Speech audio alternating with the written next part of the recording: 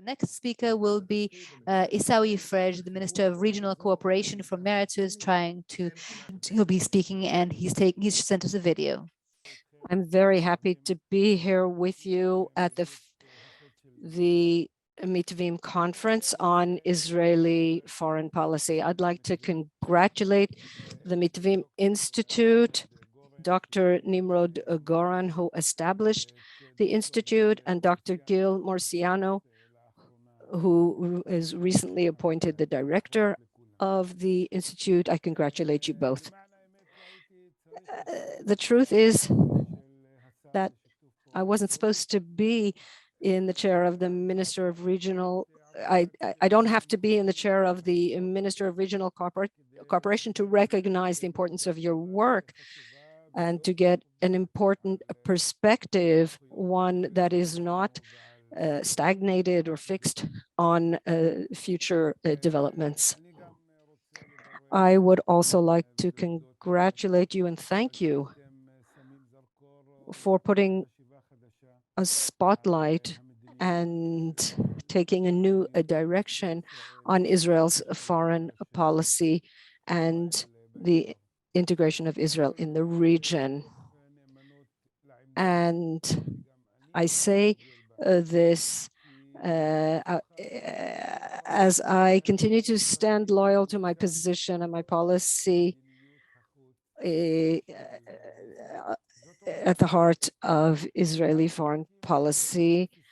We share an approach that the two-state solution, 2 states for 2 peoples, is the right and proper solution, because ultimately that will be an inseparable part of Israel's integration into the region. That's the truth.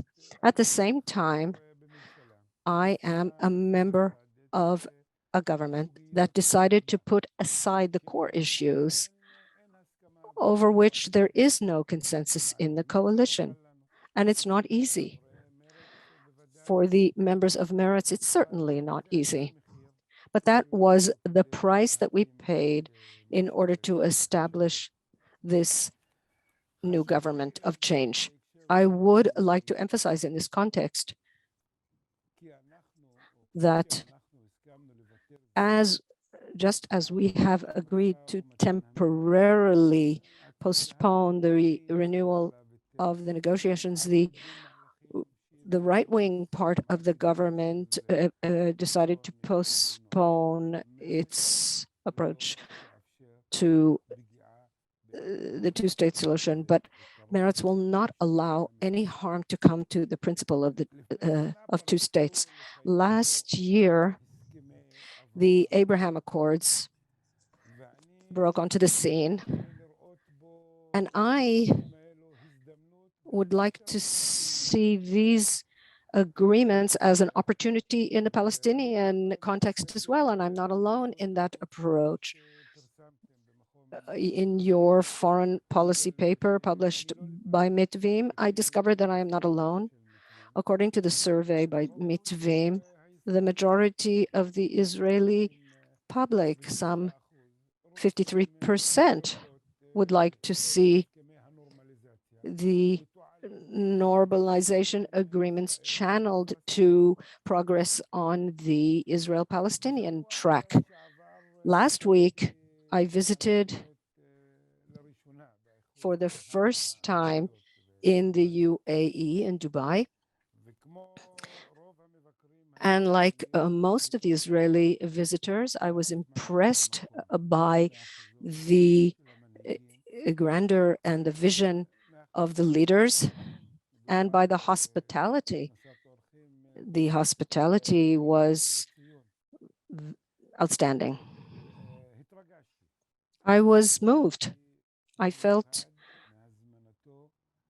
was especially moved by the invitation by the Foreign Minister Sheikh Abdallah bin Zayed, who invited me to visit his home. It was a very long and effective visit, and I was happy to discover that he is a person who knows a great deal, who delves deeply, and who, like me, also sees the Abraham Accords as an opportunity not only for the countries that are signed to it, but a way to bring the entire region into them. I said to bin Zayed because that he is courageous and that history will prove that he and his colleagues in the leadership of the UAE were right in that they opened the door to regional integration on the part of everyone. I congratulated him for leading a new policy. And it is true that open relations on the table, not under the table, as they were in the past,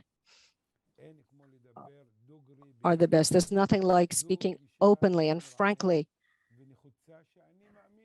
This is something that I believe will lead to a domino effect or a chain reaction on the part of countries, and that future countries will join in the not too distant future the countries that have signed agreements with Israel. And this is also the approach that leads me in my position as Minister of Regional Cooperation. We're now 7 countries. I hope soon it will be 8 and 9 and more. There is no room for any more secret meetings or running away from the cameras, but rather open public meetings between the parties that not only wish to speak, but that are proud of their ability to do so. That must be done courageously. That's what I did also with all my meetings in the past, with the meetings between our Minister of Health and of Ecological Protection with their counterparts in the Palestinian Authority.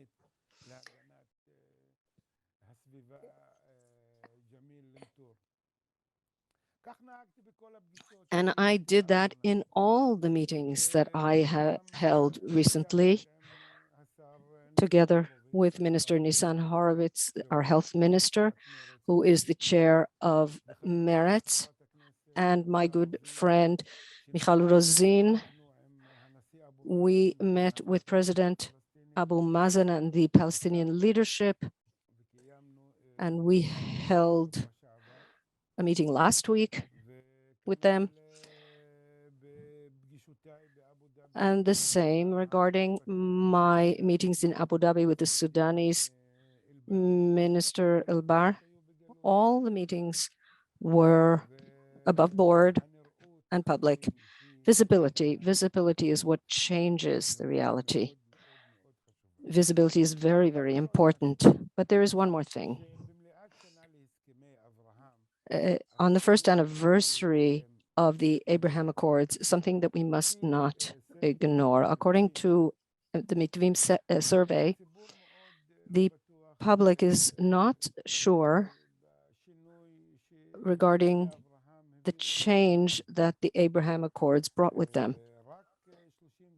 Only 35% of the Israeli public believes that the Abraham Accords are a turning point in Israel's acceptance into the Middle East. I consider that a big challenge that we must contend with.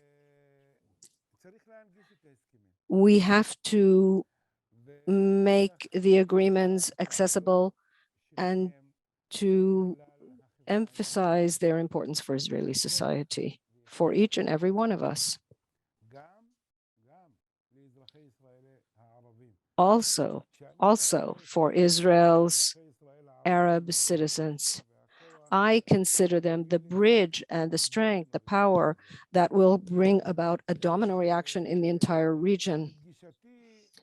In my meeting with the foreign minister of the Emirates, Sheikh Abdallah, he asked me about my identity, and I was surprised by the question.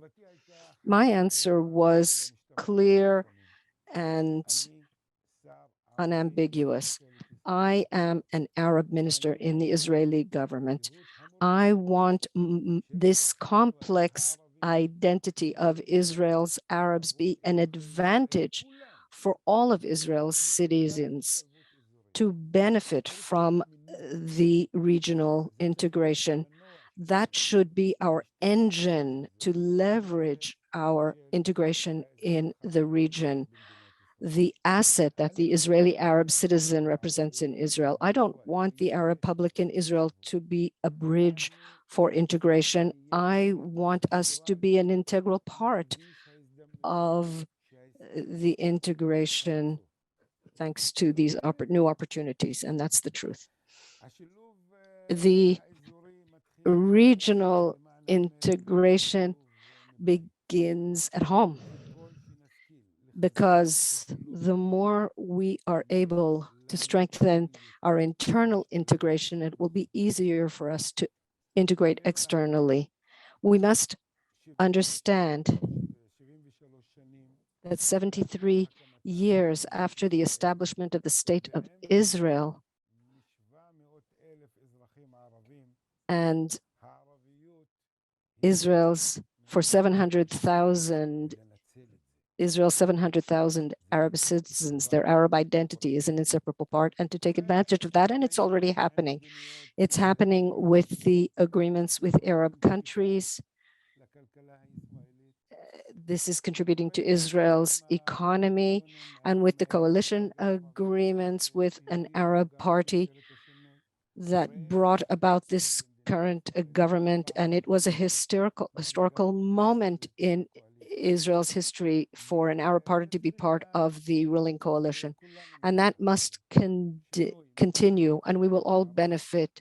Change from without and change from within, an Arab party as part of the coalition. This change underscores the historical moment at which we find ourselves. And I say to you, let us embrace this. We will all benefit from it internally, externally, in the entire region, because the past is a lesson. The future is waiting for us, and it's more important for us and our children. I wish us all good luck. Thank you very much.